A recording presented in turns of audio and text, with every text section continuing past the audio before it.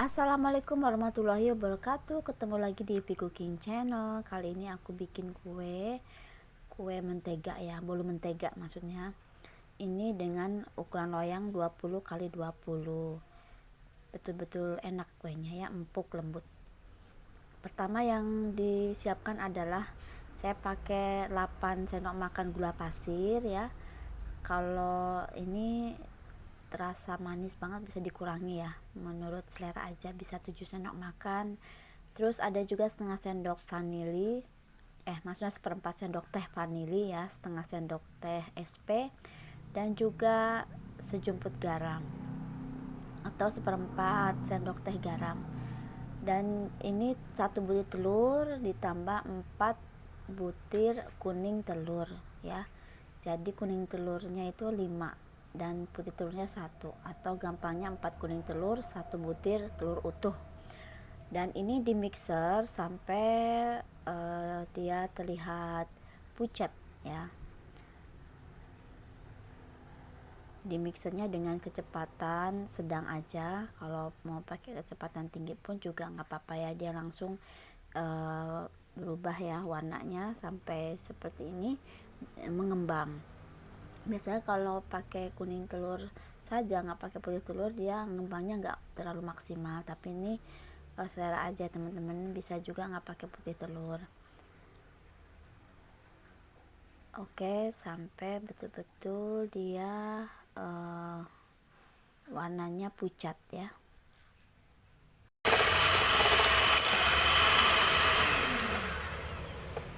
Ini sampai sudah pucat ya.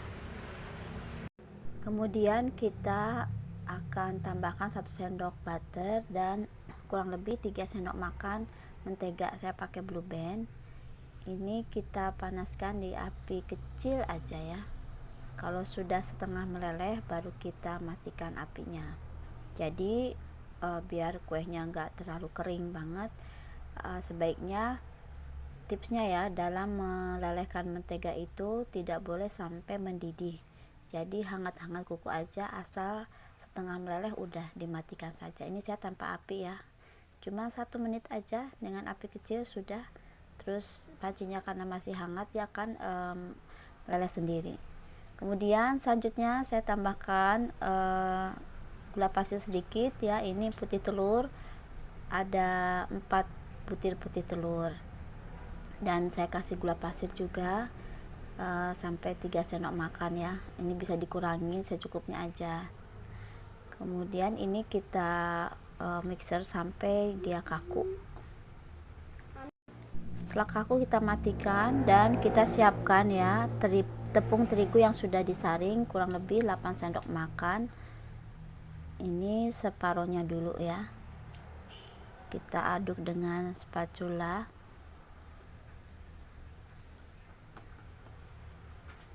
Jadi teksturnya itu lebih fluffy. Ini ya teman-teman, kita lipat-lipat ya cara mengaduknya, tidak perlu diaduk-aduk kasar ya, pelan-pelan banget, pakai perasaan katanya kalau ngaduk-aduk ini ya.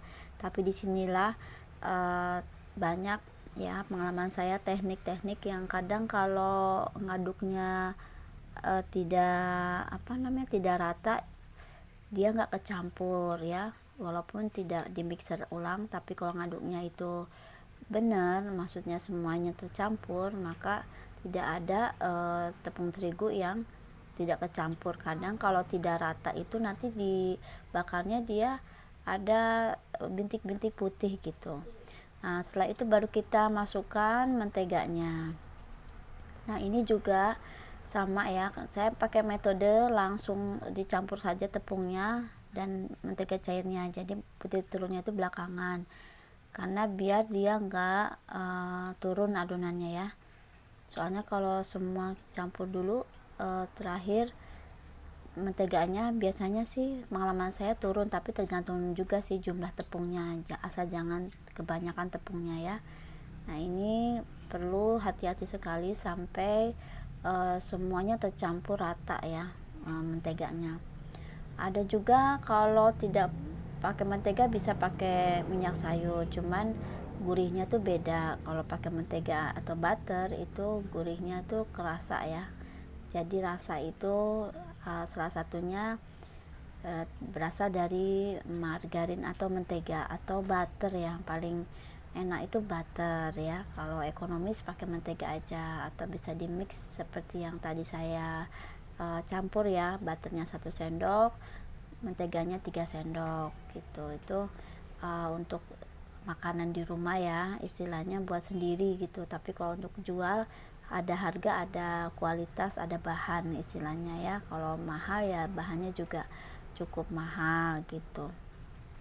Nah, ini dilipat-lipat aja ya teman-teman, seperti ini sampai semuanya tercampur rata. Jadi bagi saya lebih mudah putih telurnya tuh belakangan ya, dibanding harus campur putih telur dulu baru margarinnya belakangan. Itu kadang suka bikin adonannya turun. Nah, itu yang bikin bantat gitu. Apalagi kalau menteganya tidak tercampur rata, itu kadang bisa bantat ya. Dan juga ukuran loyang mempengaruhi. Saya pakai ukuran 20 kali 20, tingginya kurang lebih 5 cm, kurang lebih 4 sampai 5 cm ya.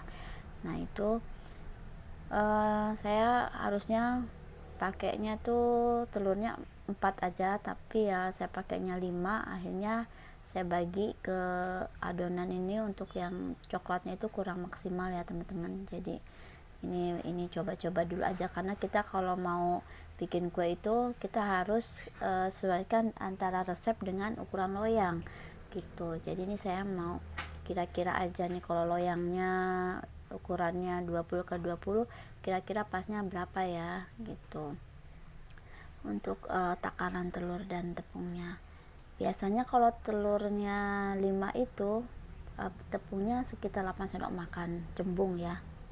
Nah, ini putih telurnya kita aduk juga sama ya teman-teman, harus mempertahankan tekstur yang fluffy, jangan sampai turun. Kalau turun itu maksudnya agak kempes gitu. Jadi kalau teksturnya masih fluffy, insya Allah kegagalannya bisa diminimalisir ya, bisa sukses lah. Tapi kalau nggak fluffy itu kita kerasa wah ini ada cair gitu kan, jadi dia tidak fluffy, itu bisa cenderung kuenya bantat. Jadi harus teraduk sampai rata juga ya. Ini kalau ada sisanya putih telurnya, kita bisa tumpahkan ya ke baskom yang ada putih telurnya, biar semuanya teraduk dengan rata gitu. Dan untuk lama dari mixer dan waktunya ya, waktunya untuk memixer ini putih telurnya itu tergantung dari mixer masing-masing ya. Yang jelas teksturnya sampai benar-benar kaku gitu, sampai di ujung putih telurnya itu kaku gitu, tidak ada cairan yang ditinggalkan ya. Jadi betul-betul semuanya sudah teraduk menjadi mering. Nah, ini yang membuat kualitas bolunya itu bagus gitu. Ini sudah semuanya, jadi harus betul-betul bersih sayang ya. Kalau nggak sampai bersih baru bisa kita aduk-aduk kembali. Nah, ini kita aduk kembali dengan cara melipat-lipat seperti ini. Jadi harus sampai ke dasarnya ya, jangan sampai dasarnya itu tidak kita kerok ya. Kalau nggak kita kerok, jadi dia akan membentuk sepong ya, artinya lubang. Jadi ada yang rapat, ada yang berlubang-lubang. Itu dibuat dari adonan yang tidak rata antara putih telur dengan adonan kuenya gitu. Kadang bisa bikin lubang sepong-sepong gitu teman-teman. Menurut pengalaman sih ya, kalau saya bikin ya seperti itu pengalaman saya. Jadi ini benar-benar teksturnya itu fluffy banget ya, nggak turun meskipun diaduk-aduk seperti ini, tetap dia fluffy. Nah, ini jumlah takaran tepungnya sangat juga mempengaruhi ya, dari takaran tepung, terus cara prosesnya juga. Biasanya nih kalau menteganya diterakhirkan itu ngaduknya harus betul-betul juga rata ya, jangan sampai gak rata, bisa menyebabkan bantat. Karena kalau sudah adonannya dicampurkan semua kan jadi banyak tuh adonannya. Jadi kalau tadi kan adonan kuning telurnya aja tuh belum terlalu banyak, jadi masih bisa kecampur rata gitu ya. Ini loyang ukuran 20x20 sudah kita alasi dengan baking paper. Harusnya ya takarannya ditaruh di mangkok dulu biar sama. Ini saya nggak saya takar, jadi langsung saya tuangkan aja. Saya pakai kira-kira, sebenarnya bagusnya sih ditimbang gitu kan biar seimbang. Nah, akhirnya saya yang sebagian saya kasih pasta Black Forest ya, karena saya pengen seperti bolu lapis Surabaya lah gitu ya ceritanya. Tapi itu panjang ukurannya nggak sama. Harusnya dia pakai 4 telur atau sampai 5 telur satu loyang. Terus saya bikin lagi yang coklat dengan takaran yang sama gitu. Karena ini saya bagi dua, jadi yang adonan telurnya kurang maksimal, adonan coklatnya kurang maksimal. Untuk pemanggangan ini cukup pakai api yang sedang, cenderung besar banget enggak ya, sekitar 5 menit aja. Biasanya kalau bakar pakai loyang seperti ini enggak terlalu tinggi, itu apinya besar. Kalau tinggi kebalikannya, apinya harus kecil.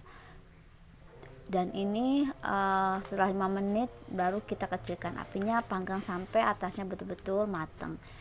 Setelah itu baru kita olesi ya dengan coklat maupun selai ya. Setelah itu baru kita akan potong. Pinggirannya ini enggak sama ya, jadi kita harus potong biar sama semua. Dan jangan khawatir, sisa-sisanya itu masih bisa dibikin roti ya, puding brownies misalnya, atau bikin cemilan yang lain tuh enak banget ya teman-teman. Seperti ini kita potong pinggir sisi-sisinya biar rata. Kita bagi ya, sesuaikan dengan selera aja mau dipotong berapa. Yang jelas ini konsepnya mini cake ya, jadi buat snack atau snack box itu cukup lumayan ya. Jadi kita bisa bungkus dengan plastik atau ya disajikan potongan juga bagus aja ya, enak-enak aja ini teman-teman. Jadi untuk tambahan topping di atasnya juga bisa disesuaikan ya.